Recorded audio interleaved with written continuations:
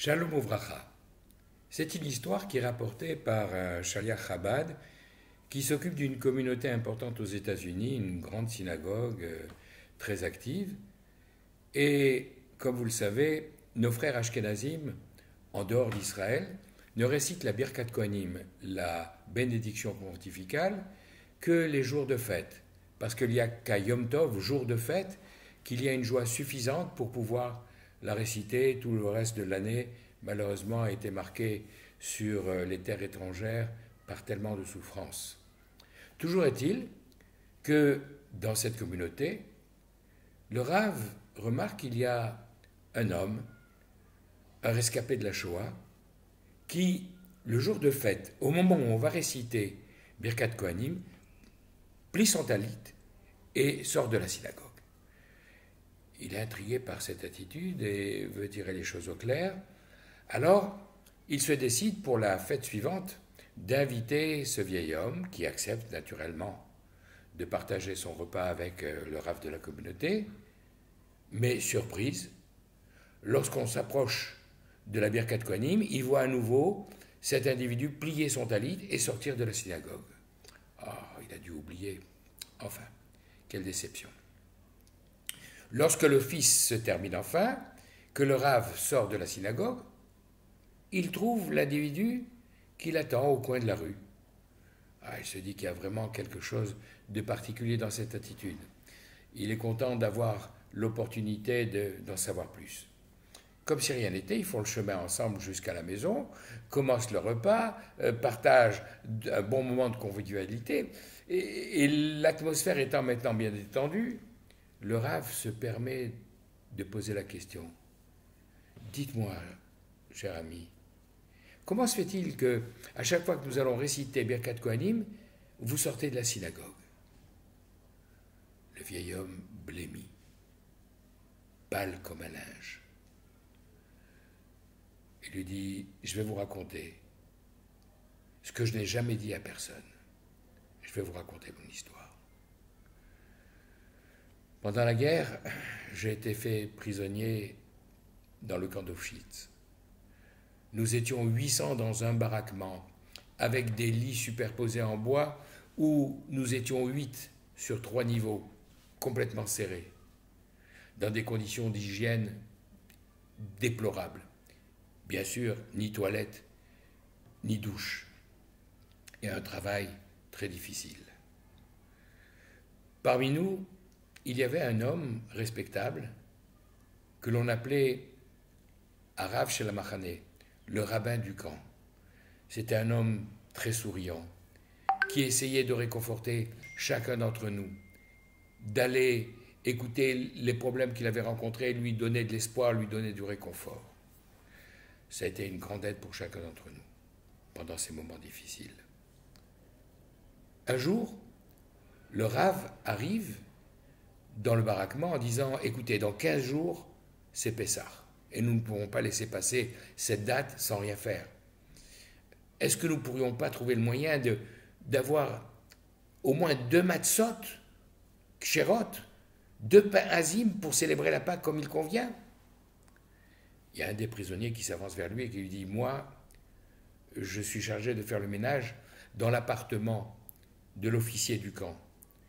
Et j'ai remarqué que chaque jour, en début d'après-midi, il s'octroie le loisir de faire une petite sieste. Et c'est peut-être le moment qui pourrait être opportun pour cuire ses matzot. » Le Rav est content, il lui dit « Écoute, je vais t'expliquer en quelques mots comment cachériser le four, le rendre apte à la cuisson de ce pain azim, et voilà ce que tu vas faire. » Et effectivement, malgré la crainte de se faire attraper, notre homme revient un soir dans le baraquement avec 2 matzot cachères.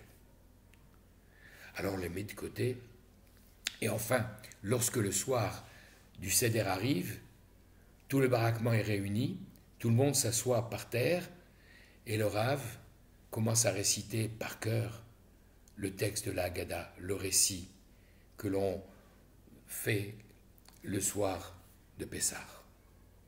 Tout le monde s'associe avec ferveur.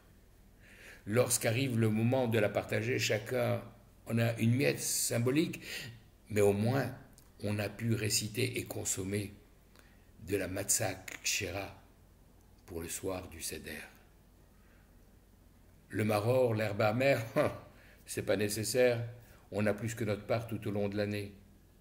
Et quant aux 4 verres de vin, on ne peut pas y penser, mais c'est remplacé par les verres de larmes chaudes qui coulent sur nos visages tellement souvent.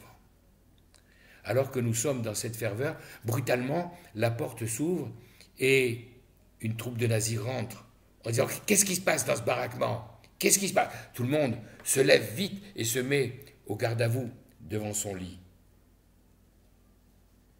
Le responsable de ces gardes nazis attrape le premier venu, lui met un revolver sur la tempe en disant « Dites-moi qui est responsable de ce bazar, sinon je tue cet individu. » Pas un mot.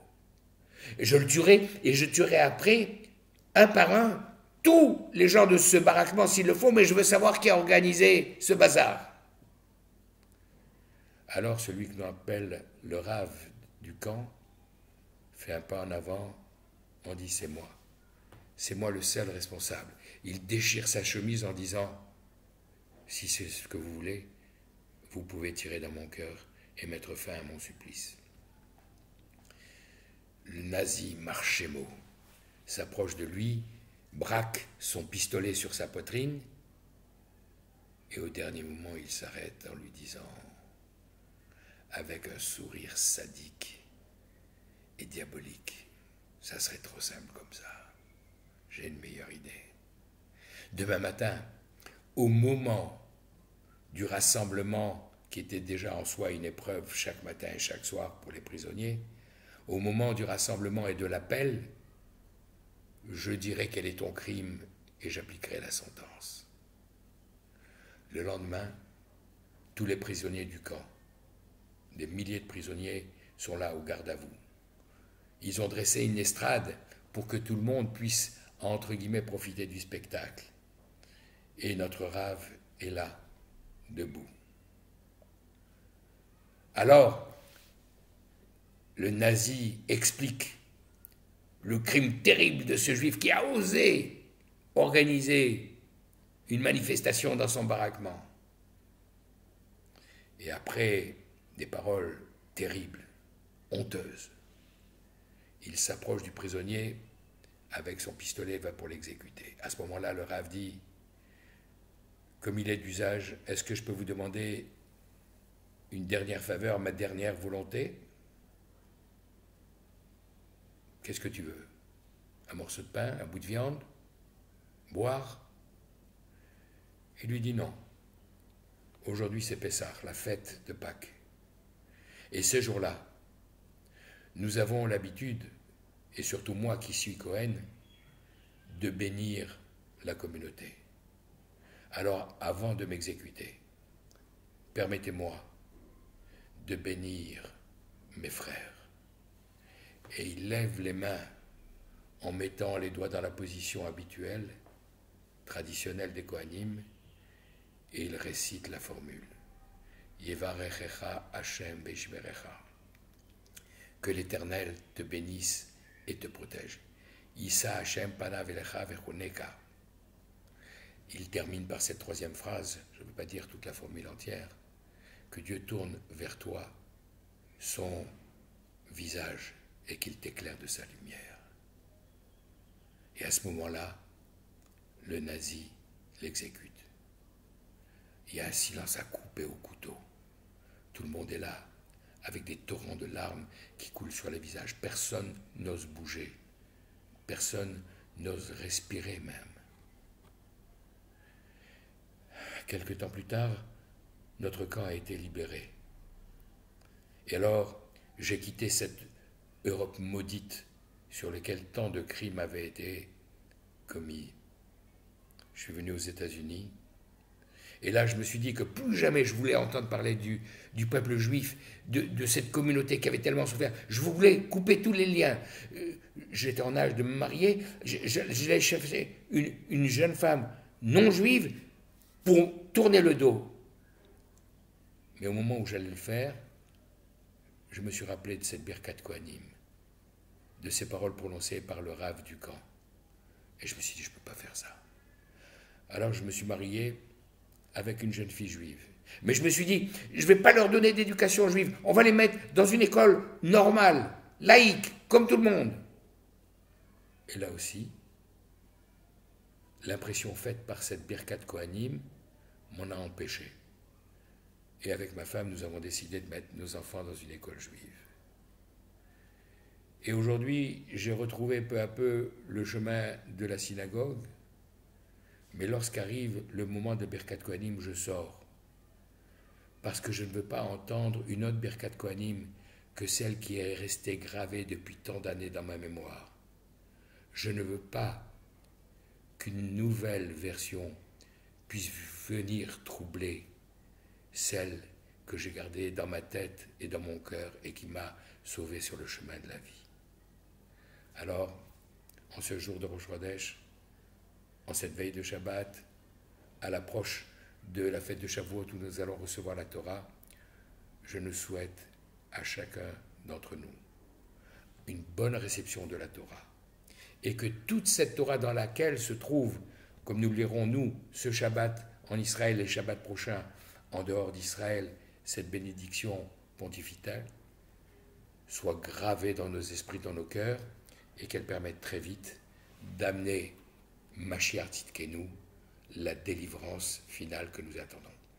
Chodesh Tov Mevorach, Shabbat Shalom et Chag Sameach. Bonne fête de Shavuot.